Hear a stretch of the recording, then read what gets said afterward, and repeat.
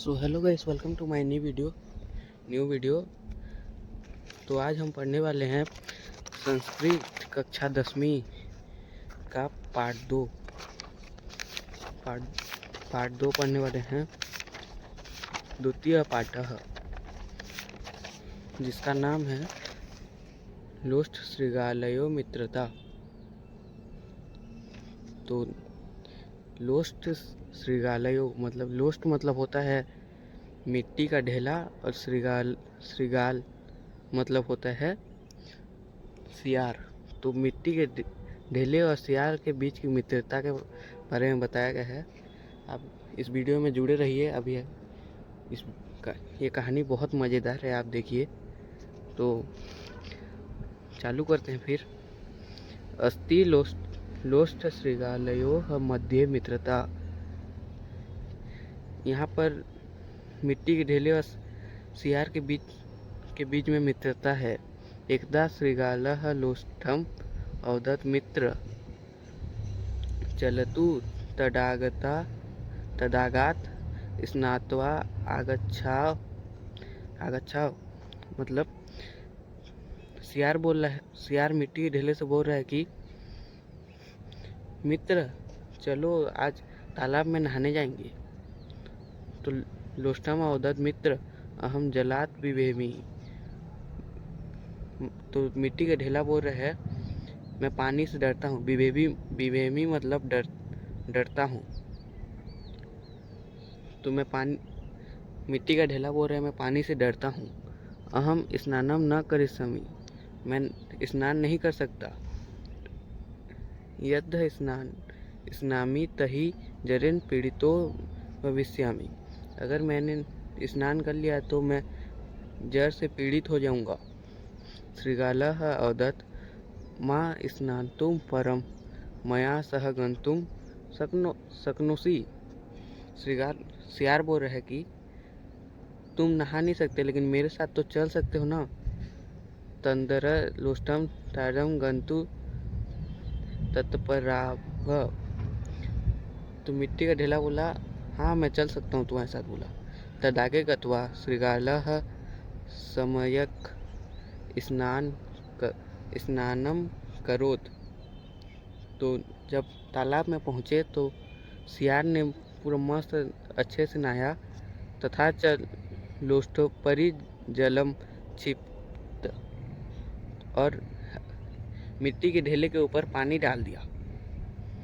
जलपातेन लोष्टः गलितम जातम। तो जब मिट्टी के ढेले के ऊपर पानी गिर गया तो वो पिघल कर पानी में मिल गया। शृगालः अवदत् मित्र आगच्छतु। फिर सियार बोला कि मित्र आओ आओ। यदा लोष्टम जलात् बहिः न आगच्छत् तदा शृगालः तदागमर्थे मम मित्र देहि अन्यथा मत्स्य देहि। जब उसका मित्र सियार का मित्र नहीं आया तो तब सियार ने तालाब से बोला कि मुझे मेरा मित्र दो, नहीं तो मछली दो। तंदाते तंदर तडागः तस्मै मत्स्य मददात्।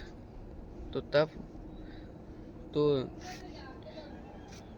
तालाब तो उसका दोस्त तो दे नहीं सकता था, क्योंकि उसका दोस्त तो पानी में घुल गया था। तो उसने मछली दे दिया। शृगालः मत्स्य नीत्वा स्नानो सरथापय भ्रमणाम च गतः। सियार वो मछली को लेके एक जगह रख के वो घूमने चला गया। भ्रमणारम मतलब घूमना, गतः मतलब जाना। तो वो घूमने चला गया। यावत् सः आगच्छति तावत् मत्स्य काकः खादिष्याम। जब वो वापिस आया तो देखा कि एक कौवे ने उसकी मछली को खा लिया था। तदा शृगालः स्थाणुमुवाच मह्यं मत्स्य देहि अन्यथा काकः काष्ठः देहि। तो फिर सियार ने उस कौवे से बोला कि मुझे मेरे मछली दो, नहीं तो लकड़ी लाके दो। अतः स्थान तस्मै काट दे। तो कौवे ने उसको लकड़ी दे दिया, क्योंकि वो मछली तो दे नहीं सकता था, क्योंकि वो मछली को खा लिया था, तो इसलिए उसने लकड़ी दे दिया। सह काष्ठ मादाय कस्याचित् वृद्धाय गृहं गतः। वो सियाल लकड़ी को लेके एक वृद्ध औरत के घर गया। तद गृहे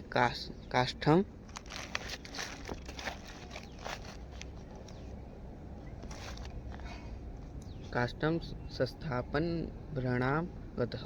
फिर वो लकड़ी को उस वृद्ध औरत के घर में रख के घूमने फिर से चला गया। सा वृद्धा काष्ठम चुलिकाया ज्वालयित्वा वटिका भुंजिका इति पक्वान पकवती। तो वो वृद्ध बूढ़ी महिला तो लकड़ी को देख के वो लकड़ी को देखी, और मैं इससे बड़ा भजिया बना लेती हूँ बोली। वटिका मतलब बड़ा, भुंजिका मतलब भजिया। तो उसने उस लकड़ी से बड़ा और भजिया बना लिया। यदा श्रृगालः भ्रमित्वा निवर्तय तदा सः अपश्यत् यत् वृद्ध तस्य काष्ठं रज्ज्वले सोल्लासेन वटिका निर्मितवती। जब वो सियार फिर से घूम के लौटा तो उसने देखा कि उस बूढ़ी औरत ने उस लकड़ी को जलाकर बड़ा बना लिया था। तो श्रृगालः ताम कथयत् मम काष्ठं प्रपकारे काष्ठं वा वटिकाम देहि। तो वो वृद्ध औरत से फिर से वो बोला कि मुझे मेरी लकड़ी दो, नहीं तो बड़ा दो। वृद्धा तस्मै वटिका प्रायच्छत्। तो वृद्ध औरत ने उसको बड़ा दे दिया, क्योंकि वो लकड़ी तो दे नहीं सकती, क्योंकि जला लिया था। वटिका गृहीत्वा वन प्रति प्रस्थितः। बड़ा लेकर होशियार जंगल की ओर चला गया। सह स्व वटिकाम आजाचारिकाय बालिकाय प्रदान अटथाम च गतवान। तो बड़े को होशियार ने वो बड़े को एक अजाचारिका बालिका मतलब बकरी चराने वाली लड़की को दे दिया, और फिर से घूमने चला गया। अजाचारिका बालिका वटिकम निष्कासय खादितवती। तो बकरी चराने वाली लड़की ने उस बड़े को खा लिया। जब उसको भूख लगा तो खा लिया वो। यदा श्रृगालः आगत्य अपश्यत् तदा तत्र वटिका नासीत्। श्रृगालः अजाचारिका बालिका कथयत् मम वटिका अजा वा ददातुं। तदा सह बालिका तस्मै एकामजामदयत्। तो होशियार जब घूम के आया फिर से, तो उसने देखा कि उसके बड़े को वो लड़की ने खा लिया है। तो उस लड़की से बोला तुम मेरे बड़े दो, नहीं तो एक बकरी दो मेरे को बोला। तो वो लड़की ने उसको बकरी दे दिया, बड़ा तो और दे नहीं सकती थी। उसके आगे देखिए, श्रृगालः अजा गृहीत्वा विवाह गृहे बंध्वा अटनाय प्रस्थितः। तो उस सियार ने उस बकरी को लेके एक आदमी के घर में शादी हो रही थी, तो वहाँ पे लेके बांध दिया और वो फिर से घूमने चला गया। यदा सह पुनः विवाह गृहे आगच्छतः तदा अजामप्राप्तम् उपस्थाने जनानः अपृच्छ अहम् अत्र एकम् अजा बंध्वा गतवान तम अजा कह नीतवान। मैं होशियार फिर वापस आके बोला, मैं यहाँ पे एक बकरी मान के गया था, तो तुमने वो बकरी को क्यों ले लिया? यह महामम अजा बहु वा यच्छे। तो सियार फिर से वहाँ पे बोला, मुझे मेरी बकरी दो, नहीं तो वधु दो। बोला श्रीगालय ते वधु दत्तवान। तो उन्होंने सियार को उस लड़की वधु को दे दिया, उस सियार को वधु दे दिया। श्रीगालः स्वकार्ये सफलम अभवत। सियार अपने कार्य में सफल रहा। सह वधु नीत्वा स्वगृहम गच्छत। वो वधु को लेके अपने घर चला गया। सह वधु धान्य कूटनाय निदेशितवान। वो वधु को धान कूटने का आदेश देके चला गया। श्रीगालः स्वकार्य सफल, ये तो नहीं है। वधु धान कुट्टे संस्कता। वो वधु ने धान कूटना चालू कर दिया। अंतरः श्रीगालः एक कुक्कुटमादाय आगच्छत। थोड़ी देर बाद सियार एक मुर्गी को लेके आया। तस्मै वधु तस्य शिरसि मूसला प्रहार कृतवान। तब वधु ने उसके सिर पर एक लोहे के डंडे से वार कर दिया। तेन प्रहारेण श्रीगालः मृतः जात। उसके प्रहार से सियार मर गया। तदुपरान्ते वधु स्वप्रीतिगृहे गतवती। फिर वो वधु अपने घर की तरफ चल दी। यदा सा परिवारेण सह मेलन कुर्वती आस्थि तदैव तत्र पिता विवाहात् निश्चित वरागत। वो अपने परिवार वाले से मिल रही थी कि उसके पिताजी ने वर जिससे उसकी शादी होने वाली थी उसको लेके आ गया। तो चलिए अब हम अभ्यास की ओर चलते हैं। अभ्यास में पहला है निम्नलिखितानां प्रश्नानां उत्तराणि संस्कृत भाषाया लिखत। इन प्रश्नों के उत्तर संस्कृत भाषा में देने हैं। तो पहला है, कयो मध्ये मित्रता अभवत। किस किस के बीच में मित्रता थी? तो इसको आप लिख लेना, लोष्ठ श्रीगालयो। लोष्ठ श्रीगालयो। आपको इधर पाठ का नाम ही है, तो इसको ऐसे गोला लगा लीजिए। ये पहले का आंसर में आएगा और उसको कयो के प्लेस में लिखना है। कयो के प्लेस में लोष्ठ श्रीगालयो मध्य मित्रता अभवत। तो ये आंसर हो गया पहले का। अब दूसरा देखते हैं। तदागे गत्वा श्रीगालः किम करोत। तालाब में पहुंचकर सियार ने क्या किया? तो इसका आंसर पेज नंबर 10 में है। यहाँ पे 1 2 3 4 चौथे लाइन में आखिरी में आ जाना। तदागे गत्वा श्रीगालः सम्यक। इसको पहले गोला लगा लीजिए और फिर उसके नीचे 5वें लाइन में आके स्नान मकरोत तथा च लोष्ठपरि जलमक्षितम। इसको भी अंडरलाइन कर लीजिए। ये दोनों सेकंड का आंसर है। अब थर्ड वाला देखते हैं। श्रीगालः तडागे किम कथयत। सियार ने तालाब को क्या बोला?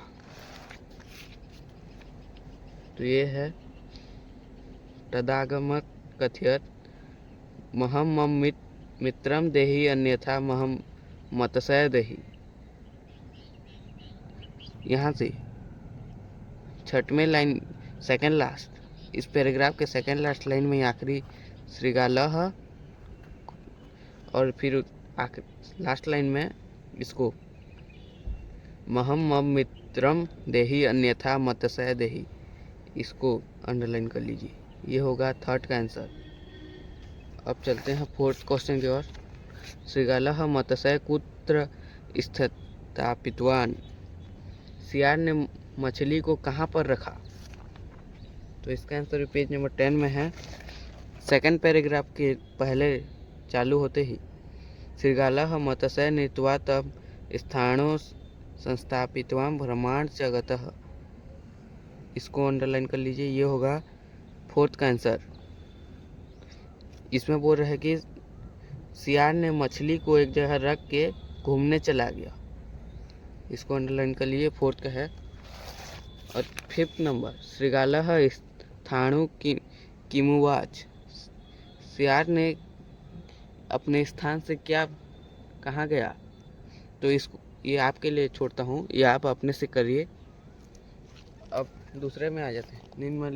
निम्नलिखित लिखिताना प्रश्नाना उत्तराणी हिंदी भाषा या लिखत, इसके आंसर को हमको हिंदी भाषा में लिखना है। तो इसका पहला है वृद्धा किम पक्यति, वृद्ध औरत ने क्या पकाया था? तो इसमें इसका आंसर होगा वृद्धा ने बड़े पकाए, वृद्धा ने बड़े पकाए। और दूसरा अजाचारिका बालिका का खादित्य है, बकरी चराने वाली लड़की ने क्या खाया? तो यह बकरी चराने वाली लड़की ने बड़ा खाया था, तो इसका आंसर होगा बकरी चराने वाली लड़की ने बड़ा खाया। अब तीसरा देखते हैं, श्रृगालः अजाचारिका बालिका किम कथयत, सियार ने बकरी चराने वाली लड़की को क्या बोला? सियार ने बोला था ना कि मुझे एक बकरी दो, नहीं तो मेरे बड़े दो। तो ये सियार ने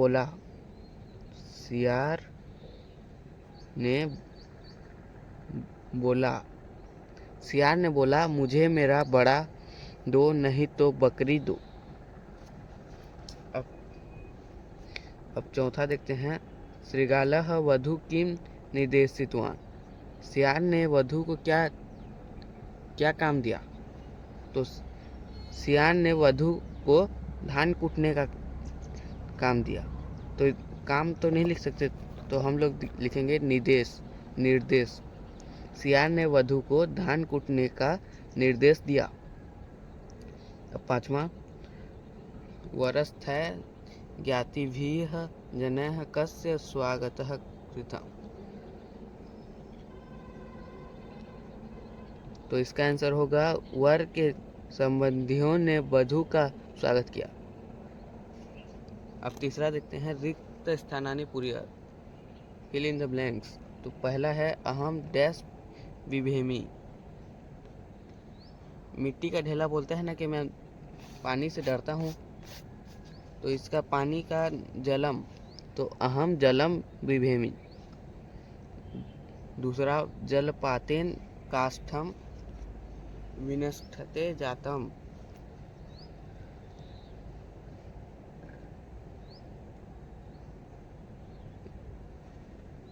इस एक ब्लैंक्स में एक काष्ठ होगा, काष्ठ।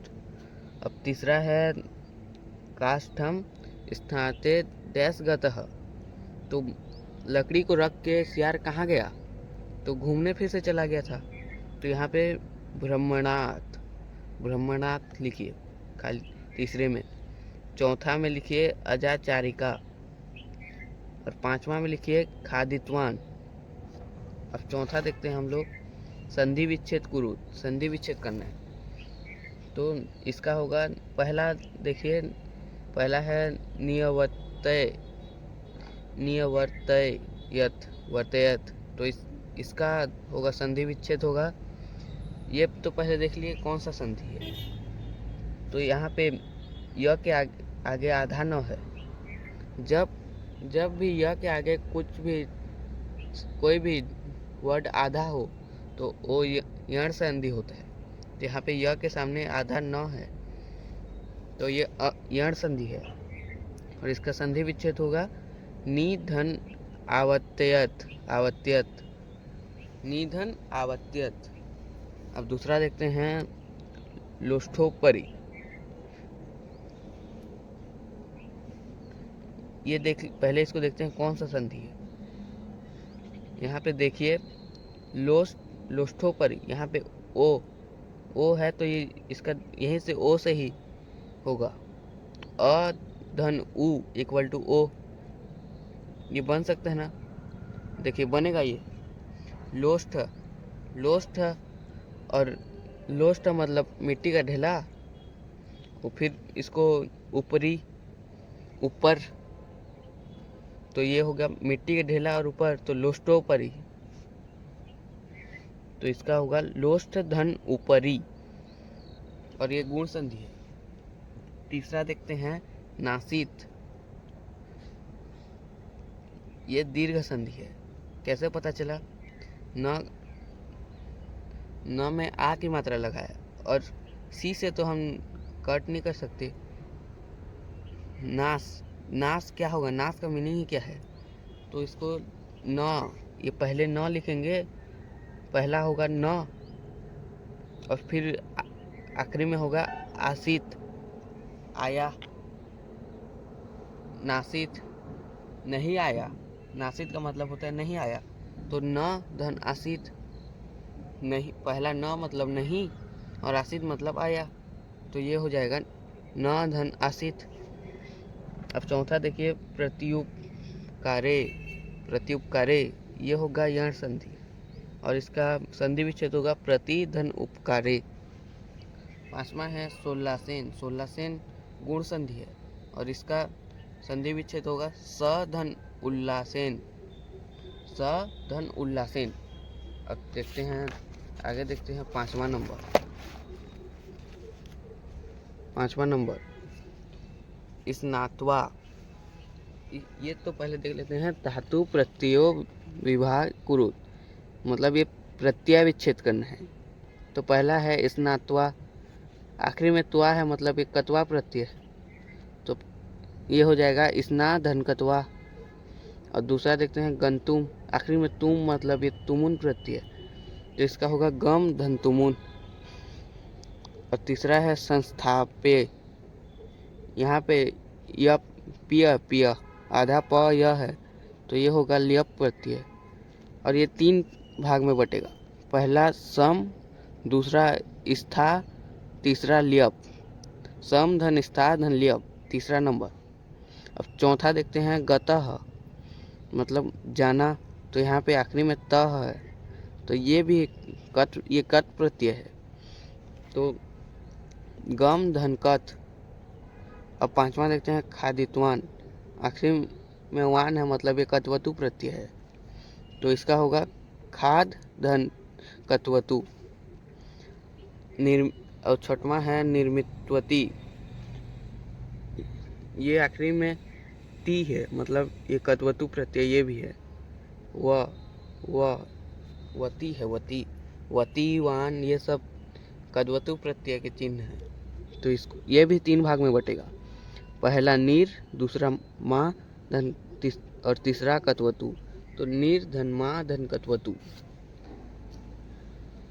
अब छठवां और सातवां को समझाने की तो जरूरत नहीं पड़ेगी, आप बस देख लीजिए थोड़ा पास से।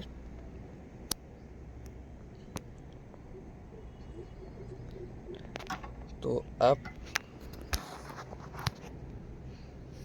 तो चलिए अब इस वीडियो यहीं पे ख़त्म समाप्त करते हैं। अब मिलते हैं एक नए वीडियो के साथ, और अच्छा लगा हो तो इस वीडियो को सब्सक्राइब करना ना भूलें और लाइक करना भी ना भूलें, और कुछ डाउट हो तो उसको कमेंट में उसको भेजें। तो ठीक है, अगले वीडियो तक tata bye bye, see you soon.